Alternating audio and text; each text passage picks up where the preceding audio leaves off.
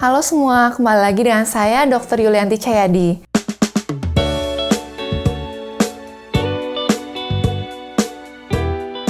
Kali ini saya membahas tentang insomnia.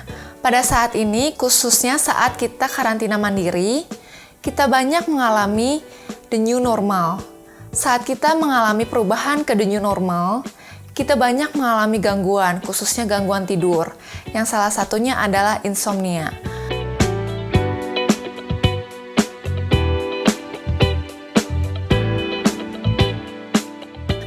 Insomnia adalah gangguan tidur yang membuat Anda sulit tertidur. Gangguan tidur ini membuat Anda tidak memiliki waktu cukup untuk tidur, sehingga keesokan harinya Anda kurang fit untuk menjalani aktivitas. Tidur adalah keadaan tidak sadar yang memungkinkan tubuh untuk beristirahat. Saat tidur, tubuh akan mengalami siklus yang bergantian antara tidur mata gerakan cepat dan tidur non-mata gerakan cepat. Seseorang mungkin akan mengalami 4 atau 5 siklus dalam setiap malamnya. Satu siklus tidur berlangsung sekitar 90 menit.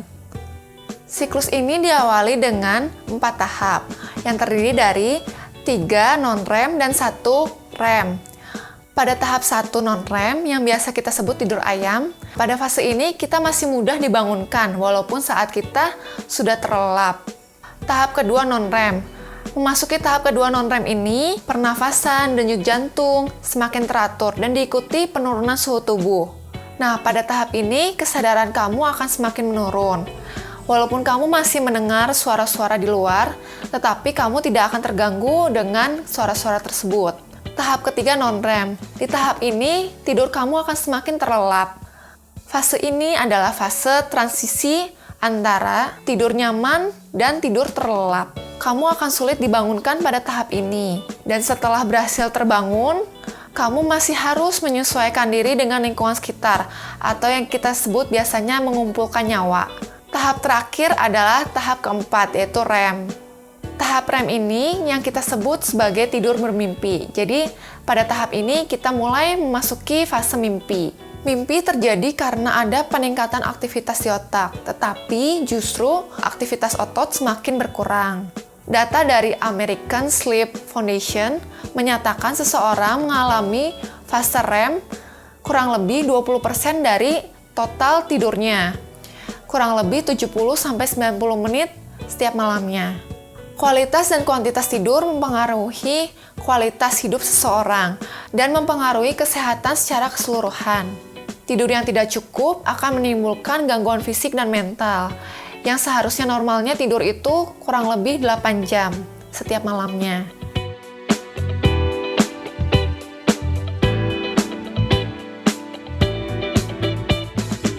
Insomnia ini dibagi menjadi 2, yaitu ada akut dan ada kronis. Bila berlangsung jangka pendek disebut akut, dan bila berlangsung jangka panjang disebut kronis. Akut atau jangka pendek yang dimaksudkan adalah mengalami insomnia 1 kali per minggu dalam beberapa minggu. Sedangkan insomnia kronis adalah mengalami insomnia 3 kali dalam seminggu selama 3 bulan atau lebih. Jenis-jenis insomnia itu ada primer dan sekunder. Primer itu adalah insomnia atau masalah tidur Anda tidak terkait dengan masalah kesehatan. Biasanya disebabkan karena stres karena kehilangan pekerjaan, stres karena diputusin pacar, masalah rumah tangga, dan bisa juga karena perubahan jadwal tidur seperti jet lag.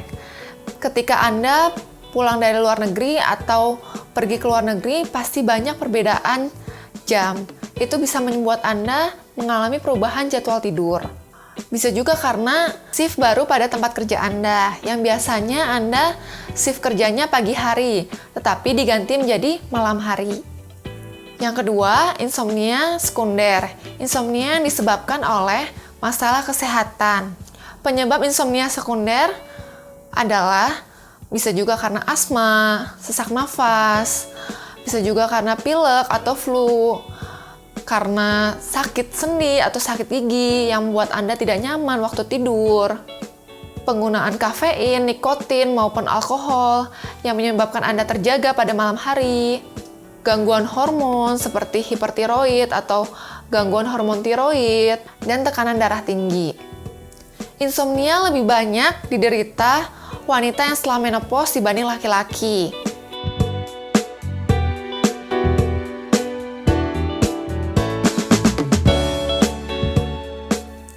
Gejala-gejala insomnia.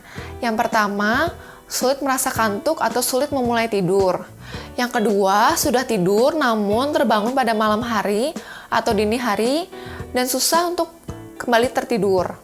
Yang ketiga, merasa lelah, emosional, kurang konsentrasi, kurang fokus pada siang hari, dan tidak bisa melakukan aktivitas dengan baik pada siang hari. Yang keempat, merasa kantuk pada siang hari.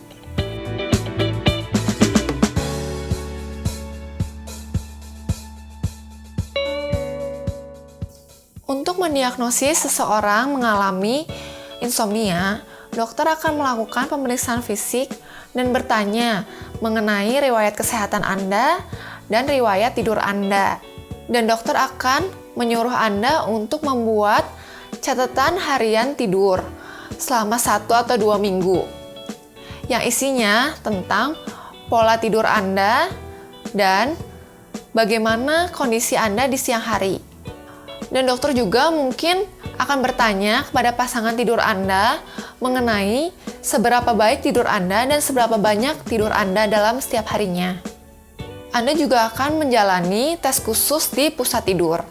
Dan bila Anda berpikir Anda mungkin pengidap insomnia, Anda juga dapat bertanya kepada diri Anda melalui pertanyaan-pertanyaan berikut.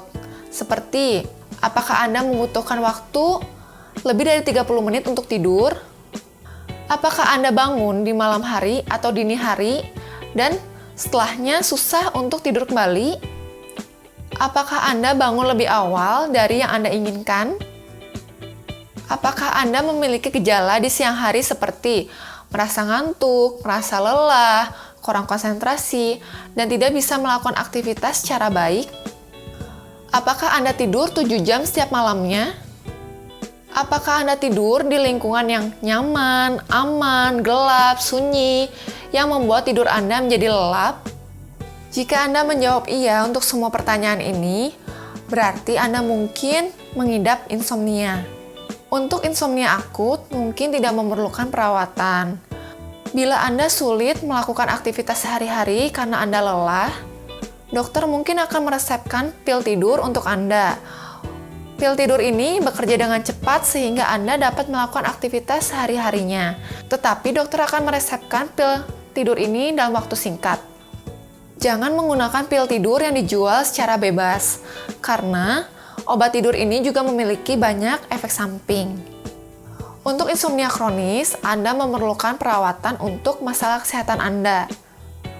Dokter mungkin akan menyarankan terapi perilaku, yaitu terapi untuk mengubah kebiasaan tidur Anda agar meningkatkan kualitas dan kuantitas tidur.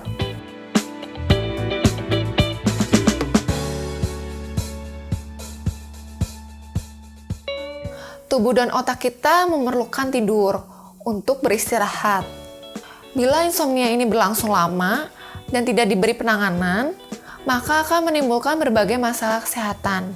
Mulai dari menurunnya produktivitas, konsentrasi, hingga menimbulkan masalah kesehatan seperti tekanan darah tinggi dan penyakit jantung.